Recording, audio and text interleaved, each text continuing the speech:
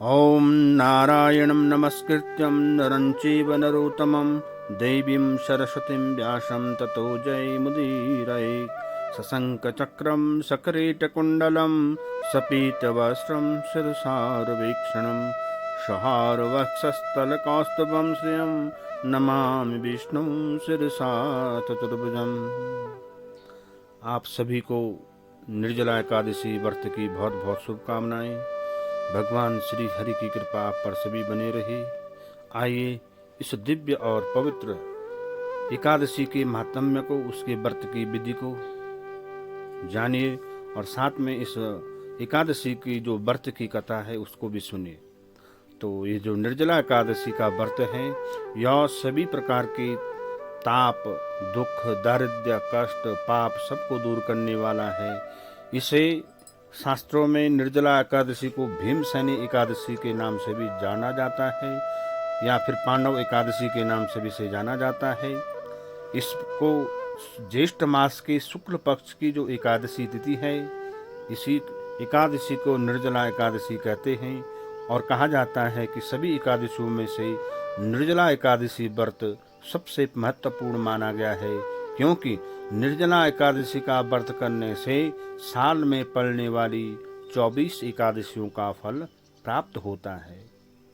और इसमें जो व्रत की जो विधि है, जैसे अन्य एकादशियां हैं उसी प्रकार से इस एकादशी में भी व्रती प्रातःकाल ब्रह्म मुहूर्त में उठे और भगवान स्नान आदि क्रिया से निवृत्त होकर के भगवान के विग्रह का पहले पूजन करे, उसका षोडशोपचार पूजन करे, भगवान को अच्छे से श्रृंगार करे और भगवान का श्रृंगार करने के बाद भगवान को तिलक करे, भगवान को अनेक प्रकार के फलों का भोग लगाएं और विधिपूर्वक से पूजा करते हुए दिन भर इस व्रत को रखें।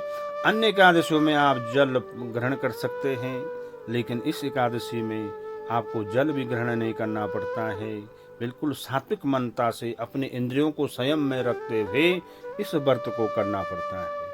और तब जाकर के कहते हैं पूरी एकादशी का फल प्राप्त हो जाता है। जन्म जन्मांतर के जो जाने अनजाने में जो पाप किए हुए हैं वो इस एकादशी के व्रत के प्रभाव से उसी क्षण नष्ट हो जाते हैं। इस व्रत की कथा क्या है, तो एकादशी के माध्यम में आता है। भगवान जनार्दन से युधिष्ठिर महाराज जी ने पूछा, हे वासुदेव, ज्येष्ठ मास के शुक्ल पक्ष की जो एकादशी पड़ती है कृपया करके उसका वर्णन कीजिए। तो भगवान श्री कृष्ण बोले, हे राजन, इसका वर्णन परम धर्मात्मा सत्यवती नंदन व्यास ही करेंगे, क्योंकि वे संपूर्ण शास्त्रों के तत्वज्ञ और वेदांगों के परांगत हैं। आप उनसे सुने। तो जैसे ही सारे पांडव और भगवान श्री कृष्ण उनके पास गए, वेदव्यासी के पास गए और वेदव्यासी के पास जाकर के उनसे कहते हैं कि हे पितामह, हमें इस एकादशी का माध्यम बताइए। तो भगवान वेदव्यासी कहने लगे कि हे पांडवों, दोनों ही पक्षों की एकादशी के दिन भोजन न करें। द्वादशी के दिन स्नान से पवित्र होकर के फूलों से भगवान के सब की पूजा करें। फिर नित्य कर्म समाप्त होने के पश्चात पहले ब्राह्मणों को भोजन दे करके अंत में स्वयं भोजन करें। राजन, जनन शौच और मरण शौच में भी एकादशी के दिन भोजन नहीं करना चाहिए, ऐसे शास्त्रों में आता है। यह सुनकर के सामने बैठे भीमसेन बैठे हुए थे और भीमसेन ने पितामह से क्या कहा कि पितामहा महाबुद्धे सुनो में परमं बचौ, युधिष्ठिरश्च कुंती च तथा द्रुपद नंदनिम अर्जुनम नकुलोश्चैव सहदेवी तथैव च एकादश्यां भुजन्ति कदातिपि सुवर्ततौ ते मा ब्रुवन्ति वे नित्यं मात्मं भुभुक्षुपकोदरौ अहं तान् ब्रुवातात्मं भुभुक्षा दुस्सहा ममं दानं दश्यामि विद पूज्यामि कित्केशवं विनोपवास लभ्यते कथमे एकादशी व्रतम्। भीमसेन कह रहे हैं, हे प्रभु, हे पितामह, मेरी उत्तम बात सुने कि इसमें द्रौपदी, युधिष्ठिर महाराज जी, अर्जुन, नकुल, सहदेव ये सब एकादशी का व्रत करते हैं, उस दिन भोजन नहीं करते हैं और मुझसे भी ऐसा करते हैं कि तुम भी एकादशी का व्रत रखो। लेकिन हे पितामह, मुझसे भूखा नहीं रहा जा सकता। हे केशव, मैं केशव का पूजन कर सकता हूँ, अनेक प्रकार के दान दे सकता हूँ और व्रत किए बिना में उपवास का फल कैसे मिल सकता है? तो हे भगवान, हे पितामह, वो बताई। तो भीमसेन के कहने पर व्यास जी ने कहा, व्यासो वाचो यदि स्वर्गो अत्यविष्टस्ते महाबुद्धि कथामितो, यदि स्वर्गे अत्यविष्टस्ते नरको दुष्ट एव च एकादश्याम न भुक्तव्यम पक्षयोरपि। हे भीमसेन, अगर तुम्हें स्वर्ग के सुख और नरक के दुख से मुक्त होना है तो उसके लिए तुम्हें दोनों पक्षों की एकादशी का व्रत करना पड़ेगा। तो भीमसेन ने जब ये बात सुनी तो भीमसेन कहते हैं कि हे पितामह, एकादशी को जो तुम व्रत करने के लिए कह रहे हैं वो मेरे से व्रत नहीं लिया जाएगा। हे पितामह, मैं आपके सामने सच्ची बात कहता हूँ, एक बार भोजन करके भी मुझसे व्रत नहीं किया जा सकता है, फिर उपवास करके तो मैं रह कैसे सकता हूँ? मेरे उदर में, मेरे पेट में वृक नाम की अग्नि सदा प्रज्वलित रहती है, अतः जब तक मैं बहुत अधिक खाता हूँ तभी वह शांत रहती है। इसलिए हे पितामह, मैं वर्ष भर में केवल एक ही उपवास कर सकता हूँ, जिससे स्वर्ग की प्राप्ति सुलभ हो तथा जिसके करने से मैं कल्याण का भागी बनूं। ऐसा कोई व्रत निश्चय करके बताई, मैं उसका यथोचित रूप से पालन करूंगा। तब व्यास जी कह रहे हैं कि हे भीमसेन, ज्येष्ठ मास के में सूर्य, जब भगवान सूर्यनारायण वृक्ष राशि और मिथुन राशि के बीच में रहते हैं, उसमें उसके बीच में जो ज्येष्ठ मास के शुक्ल पक्ष की जो एकादशी आती है, उस एकादशी का यत्न पूर्वक निर्जल व्रत करो। केवल कुल्ला या आचमन करने के लिए मुख में जल डाल सकते हो, उसको छोड़ करके किसी भी प्रकार का जल विद्वान पुरुष मुख में न डालें, अन्यथा व्रत भंग हो जाता है।